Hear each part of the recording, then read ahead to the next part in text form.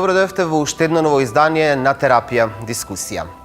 Минатата недела скоро сите карактери во серијата вербално се пресметуваа со доктор Терзиев, а за малку беше избегната и физичка пресметка.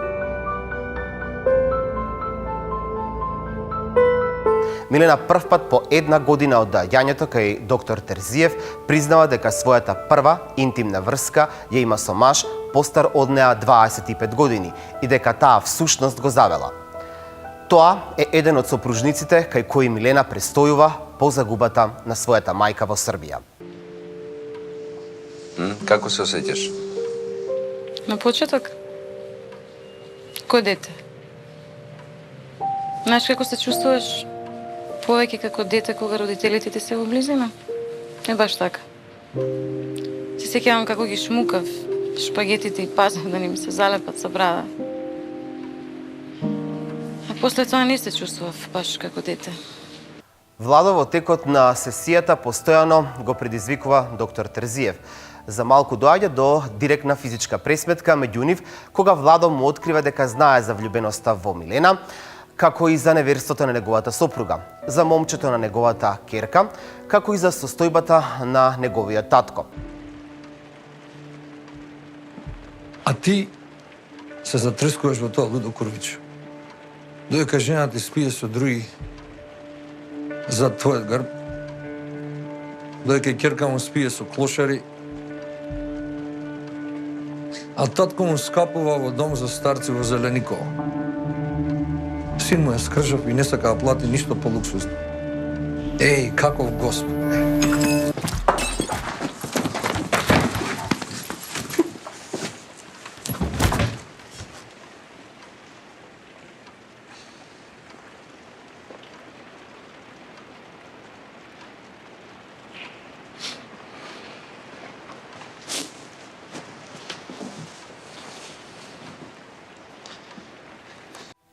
Со младата Ивана на сесијата доаѓа и незината мајка, која бара од доктор Терзиев потврда дека Ивана не е подготвена да се врати на пливањето.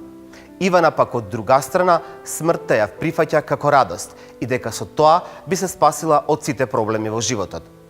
Конечно, дознаваме дека можеби главниот виновник за сите проблеми е незиниот татко, а не незината мајка. Ако му се јавам и он преку телефон ми рече дека не смеш да тренираш, ти ќе речеш дека лажам. Затоа сакам да сме двете заедно кога ќе одговори. Не идам со тебе. Си идам. Ивана, те молам, ми вети.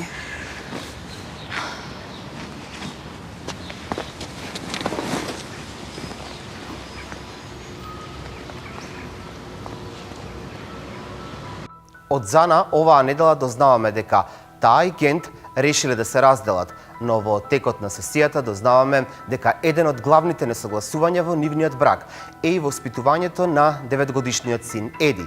И двајцата имаат различни ставови како детето треба понатаму да се воспитува и одгледува. Па, како сте? Добро. Фантастично. На сесијата кај Вера, доктор Терзиев, по барање на неговата сопруга Ана, доаѓаат како брачна двојка. Ана го обвинува за почетоците на проблемите во нивниот брак, а доктор Терзиев истакнува дека таа и семејството му се во животот. Во текот на разговорот, Ана дознава за Милена и бурно реагира на тоа сознание. Си легнал некој? Мало? Тоа ли сакаш да ми кажеш? Дека си спил со некоја твоја пациентка? Чекај сега, нели ме праша дали сум осетил како е кога некој ме посакува. Еве, јас ти кажам да сум осетил, значи имам пациенти кои ми дале до знаење дека имаат некакви чувства за мене, со таа разлика што не одам ја одма урим да легнам со нив. Тоа е разликата. Не е тоа ништо необично.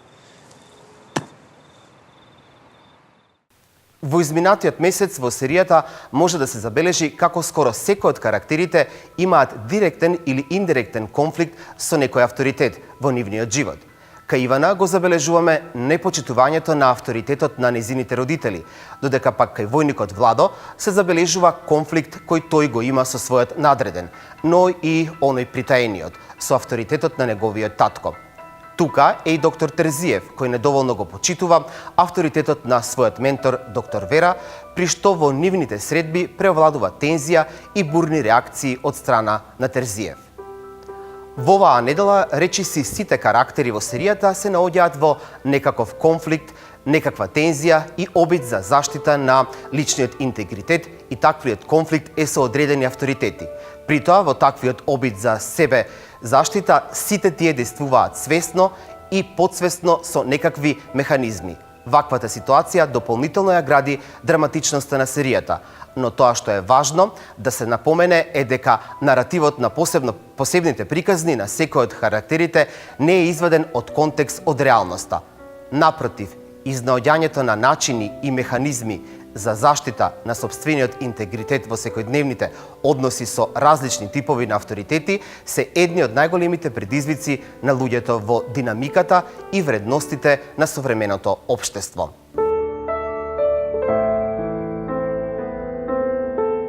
Инспирирани од овие настани во серијата, но и од нашиот секојдневен живот, во денешната тема на терапија дискусија разговараме за авторитетите, како тие се градат и како секоја личност се однесува понатаму во својот живот со авторитетите. Гости во денешното издание се Вики Чадиковска, маркетинг директор во Видео Лотарија и уредник во Женски магазин. Добре дојде, Вики. Добре најдов. И професор доктор Огнен Спасовски. Добре дојдовте. Ви благодарам за поканата, добар ден. Ќе започнеме со вас.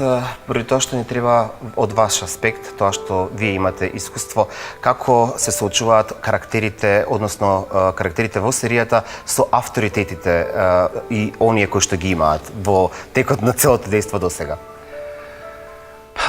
Карактерите во серијата се соочуваат, од тоа што можеме да го слушнеме и да го видиме, се соочуваат со нормално карактери од секојдневниот живот, бидејќи имаме различни профили на карактери, нели? Меѓутоа и самата серија ни дава пресек во една, така да кажам, лимитирана ситуација каде што доминантниот авторитет е сушност психотерапевтот, но преку проблемите кои што тие ги изразуваат и темите за кои дискутираат, можеме да видиме дека фактички се соочуваат со авторитети како што и сите ние или целата јавност можеби се соочува во својот секојдневен живот, и токму заради тоа ја користам и оваа прилика да го искажам моето мислење дека токму поради тоа серијата веројатно побудува извонреден интерес на еден специјален начин и посебно важен во психолошка смисла на зборот, а тоа е дека претпоставувам и очекувам дека многумина од гледачите фактички се идентификуваат. Се идентификуваат со ситуациите во кои не би рекол дека можеби се идентификуваат со ликовите, но со некои нивни ситуации, животни ситуации, проблеми кои ги доживуваат, низ кои поминуваат и конфронтирајќи се со различни авторитети на своето работно место или во текот на учењето, животот дома, во семејството, така што би направил, како заклучок, би направил дека фактички на некој начин отсликува добар дел од секојдневниот живот на многу луѓе. Вики, што за тебе представува авторитет? Па, веројатно, симбиоза на некој кој што знае повеќе од мене, барем така јас си го доживувам. Тоа е личност која што би требало да биде ментор, учител, родител или некој кој што треба да не насочува. Барем така јас сум ги доживувала.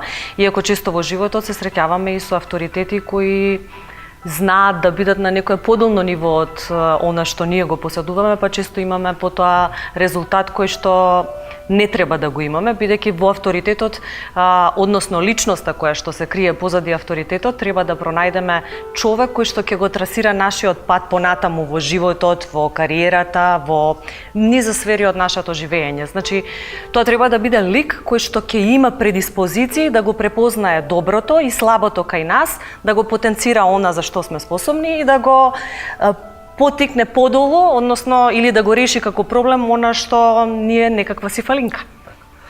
Токму Вики го наведе моето следно прашање, колку лажните авторитети представуваат проблем во денешното општество или воопшто во градењето на личност? Така, еве јас се надоврзам на Вики. Ќе се обидам да ги поедноставам работите. Авторитет всушност е многу едноставна работа, нешто што е многу едноставно. Ние сите луѓе така сме природно предиспонирани да во различни ситуации ние не можеме се да знаеме и не можеме во секоја животна ситуација да ги имаме сите потребни информации.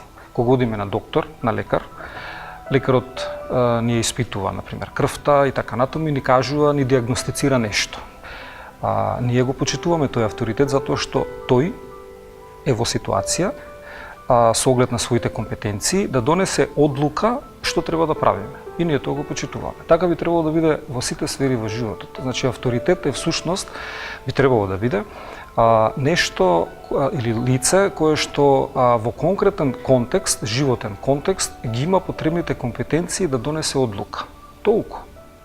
Сега, во животот, дали е тоа премиер, дали е тоа професор, дали е лекар или не знам, што, во било кој родител, во било која смисла, треба да фактички авторитет е лице на кое што му е доделена моќта. Ако е тоа во политичка смисла на зборот, ние како граѓани се откажуваме или трансферираме, предаваме дел од нашата одговорност или право да одлучуваме некому.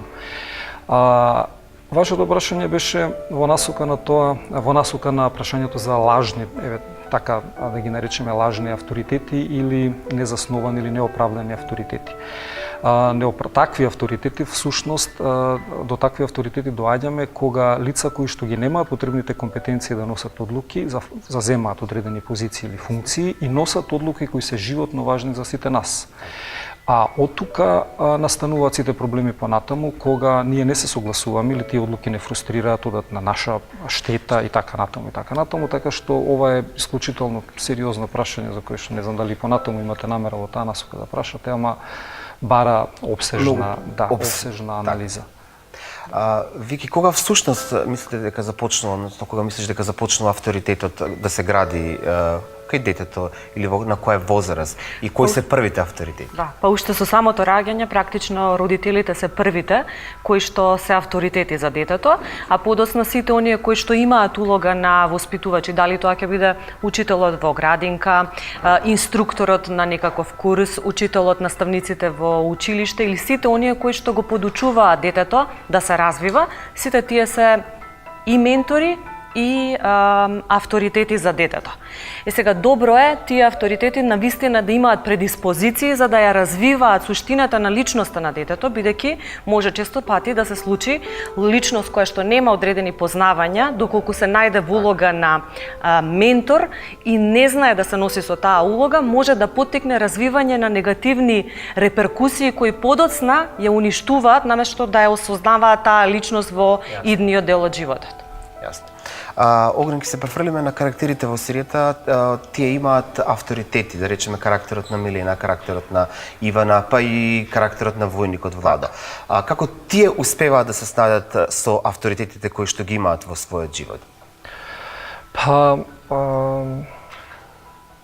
Повторно ново прашање, имаме нели ограничени информации со оглед на тоа што од она што се случува до крајот на серијата. Јасно, и имаме лимитирани во поглед на тоа што го знаеме само она што досега сме го слушнале и да не заборавиме уште еден многу битен момент, сепак зборуваме за фикција. Серијата е нели фикција, иако во добра мера одразува и реални ситуации. Сите овие карактери што ги спомнавте, па дури и не само Милена, војникот или Ивана, истото се однесува и на брачниот пар, истото се однесува и на Виктор, на психотерапевтот, па дури и на во известна смисла на Вера, меѓутоа и за нејзе не можеме многу да заклучиме. Тие, како и сите други луѓе, се соочуваат во животот со авторитети и од одредени причини за кои ние во моментов можеме само да шпекулираме, нели, имаат проблем во конфликтите кои ги представуваат за време на терапијата, согледуваме дека на еден во психолошка смисла на зборот на еден нездрав начин влегуваат во интеракција со авторитетите од нивниот живот и имаат конфликти на различни основи. Милена има проблем со конфликтите на работа, затоа што фактички, како што се надоврзувам на оно што и претходно го спомнав, можевме да слушнеме дека се дојдени луѓе и се поставени на позиции кои што ги немаат потребните компетенции, тоа неминовно буди кај нас конфликт, фрустрација и наместо да ги почитуваме со заслуга, ние треба да почитуваме некои кого како што каже и Вики, треба да почитуваме некого кој што дури дискутабилно дали ги има компетенциите еднакво на наше ниво, камоли и повеќе.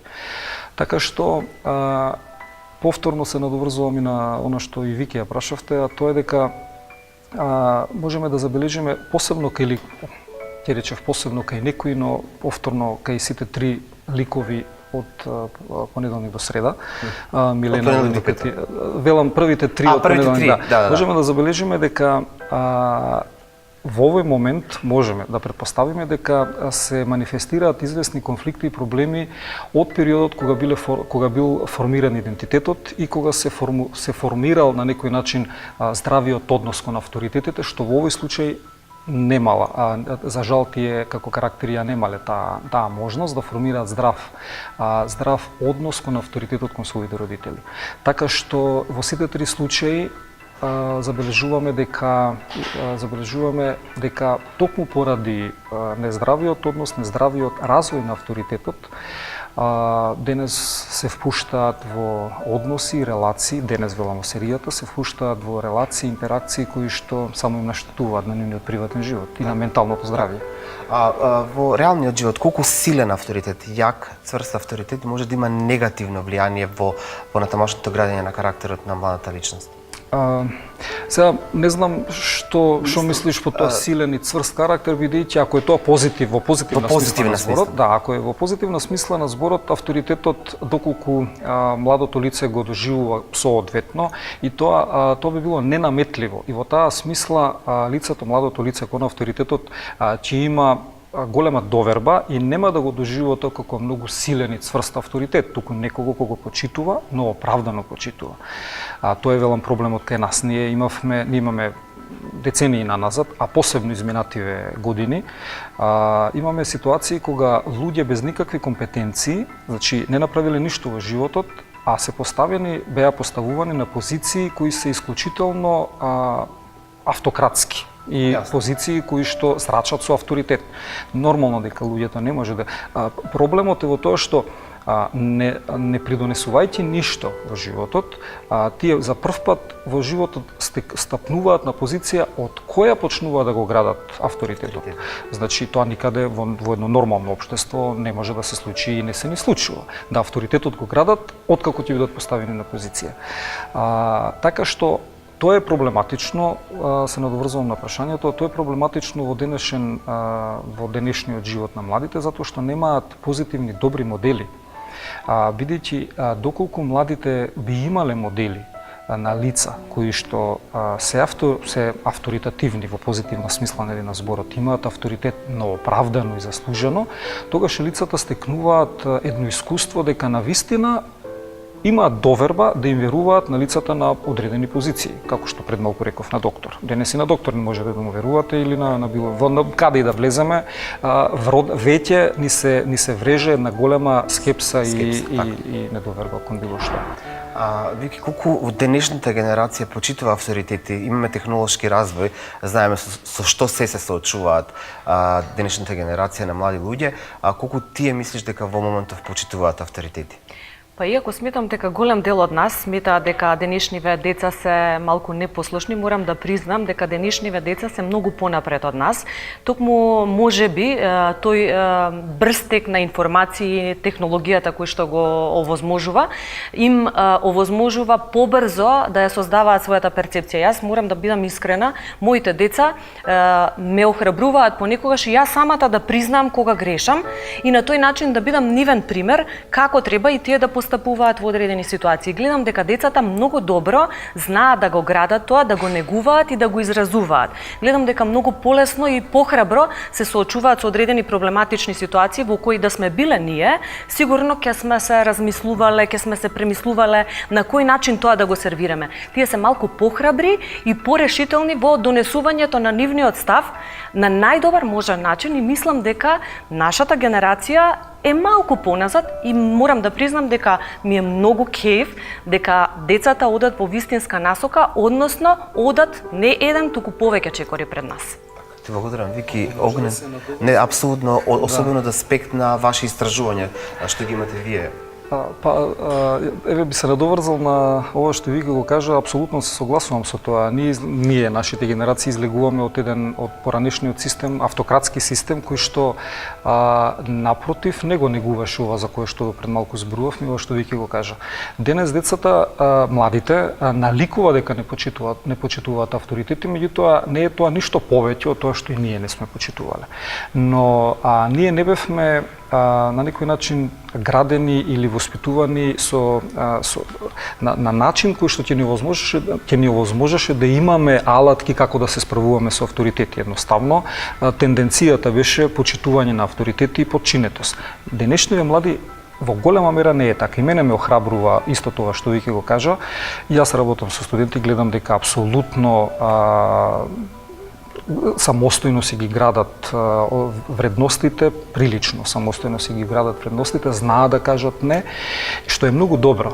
Бидејќи сега младите се во ситуација кога можат да избираат кому ќе му веруваат, кому нема да му веруваат, кој за нив ќе биде авторитет, а кој нема да биде авторитет. Нема присила како порано, нема наметнатост.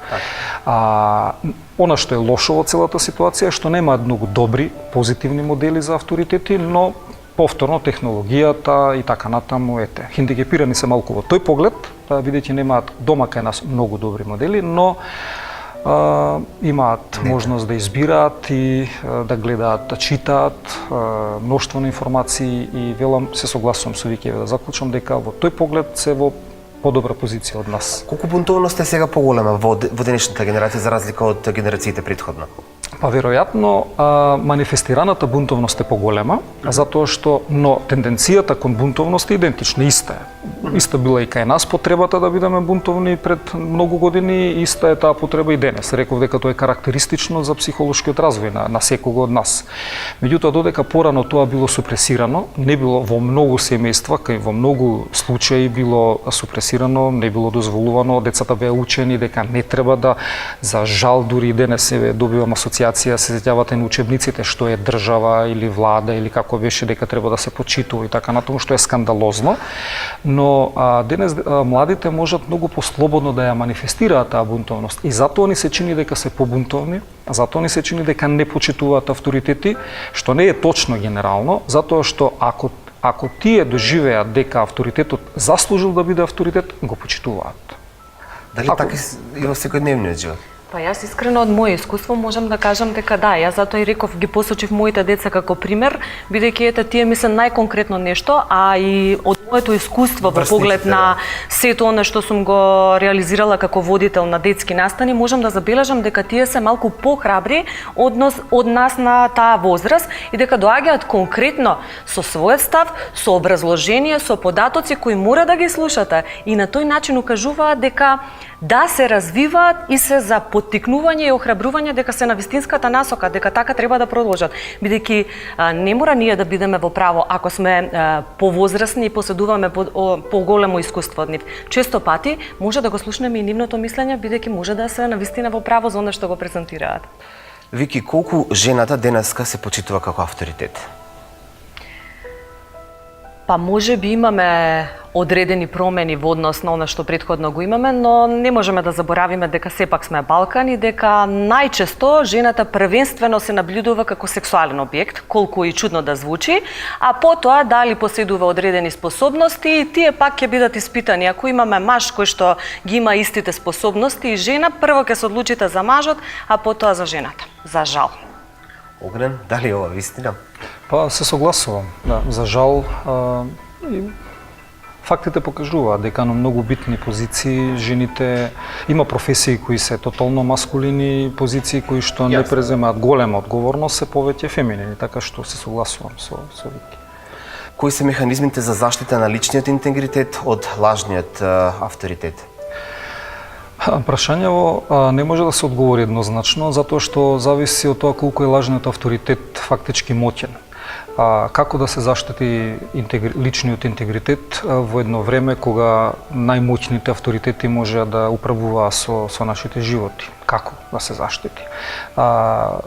начинот како да се заштитиме сите како општество е да не дозволиме, а тука е одговорноста на секој од нас поединечна, да не дозволиме да се случи одредени авторитети да имаат неограничена и неконтролирана моќ. И како што пред малку одговорив на прашањето во друг контекст, да ги учиме младите и дома и на училиште да бидат одговорни, да бидат одважни, храбри, решителни, во смисла да ги прават работите онака како што сметаат дека треба да бидат, да ги кажуваат вистинските работи, да ги поставуваат вистинските прашања и да ја бараат одговорност од авторитетите. На тој начин и всушност и нема да се случи да имаме авторитети, лажни авторитети, а премногу моќни против кои ништо не можеме. Вики, твоето мислење во однос на прашање, колку може да се заштити личниот интегритет од тие лажни авторитети? Па и јас сметам исто дека она што треба да го научиме е дека во животов мора да бараме права и одговорности. Само на тој начин, само со баланс на тие две работи, ќе научиме да почитуваме дали ќе го добиеме она што го сакаме или не, и на тој начин да се заштитиме од фрустрациите кои што може да ни се јават во случај кога имаме лажен или несоодветен авторитет со кој што треба да се справуваме, бидејќи тие раѓаат и лоша атмосфера во средината, без разлика дали станува збор за дом, дали станува збор за училиште, дали станува збор за работна организација, политика, држава. Тие градат негативна атмосфера и перципирање на нешто што фрустрира и создава само негативни чувства кои што може да се решат на два начини. Или со проблем, односно со агресија, со агресивно однесување, со негативни емоции, или со напуштање на средината. Токму и затоа целава оваа ситуација кај нас често пати се наблюдува на различни начини и поставуваме прашања зошто многу млади ја напуштаат нашава земја. Тука е основниот проблем, затоа што не гледаат дека има права и одговорности и не ја гледаат својата улога во тој концепт. Ти веќе спомна политиката, колку таа наметнува авторитет? Политиката секогаш наметнува авторитети, дали ќе бидат добри или лоши, погрешни или не, ќе го видиме тоа за многу кратко, бидејќи делата често пати повеќе зборуваат отколку самите зборови. Она што го правиме и одговорноста што ја сносиме во пакет со тоа што го правиме, може да ни ги открие резултатите колку една личност е способна да се наметне како авторитет или не. На пример, нема да зборувам за Македонија, ќе зборуваме за Америка. Доналд Трамп често пати имаше работи кои што не се во согласно со системот, но таму системот е таков и тоа се коригираше на соодветен начин. Кај нас малку е различно, бидејќи ние се уште државата не сме довеле до одредено ниво системот да не заштитува од погрешни лидери, погрешни авторитети и затоа сме уште во некоја ситуација во која се бараме себе си. Огнен, истото прашање за Не би додал ништо посебно, освен повторно да апелирам на личната одговорност на секој од нас.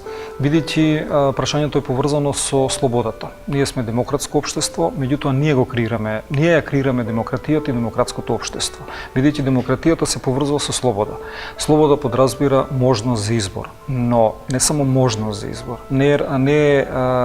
Слободата не се содржи само во тоа да имаме можност да избереме, туку многу често кога имаме можност да избереме, треба да бидеме и способни да направиме избор. Многу често во минатите години многу луѓе не правеа, имаа можност, ама не се одлучуваа да изберат. Така што бадијала ни е фиктивна демократија и слобода, кога луѓето не се способни да ја заслужат слободата.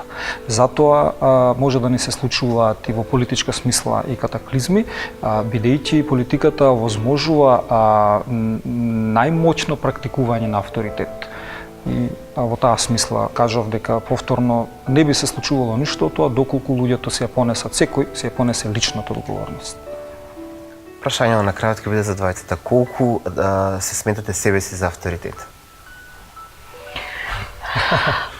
Па јас сакам да не бидам авторитет кој што не дозволува ништо, туку сакам да го сослушам секој од оние луѓе со кои што соработувам, па дури и моите деца, и те кажав веќе и предходно, дека настојувам да го излечам најдоброто кое што го поседува личноста над која што сум авторитет, ментор или родител, бидејќи само на тој начин авторитетот е позитивен. Во секој друг случај, ако вие се правите најпаметни, најспособни, не го влечете максимумот, туку поттикнувате фрустрација.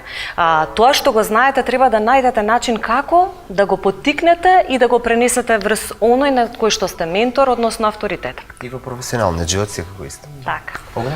Па јас исто сметам дека се однесувам доследно на ова што го зборував, а сега колку сум авторитет, искрено не знам, не би можел да одговорам на тоа прашање. Се надевам дека сум, меѓутоа не би можел да одговорам во позитивна смисла на зборот, нели?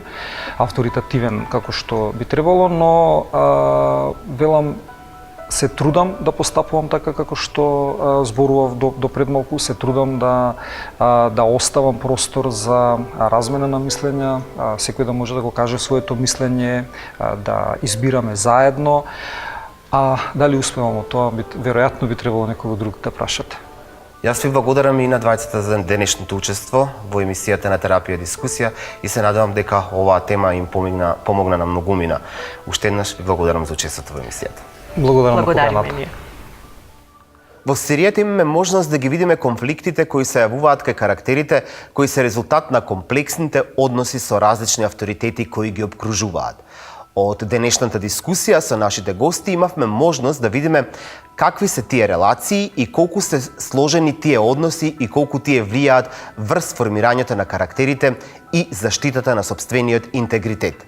Следната недела очекувајте не со нова тема, која секако ќе произлезе од епизодите кои следуваат. Вашите ставови и мислења може да ги споделите на социјалните мрежи и да дискутирате за денешната тема. Денешното издание заврши. Се гледаме повторно точно за 7 дена. До гледање.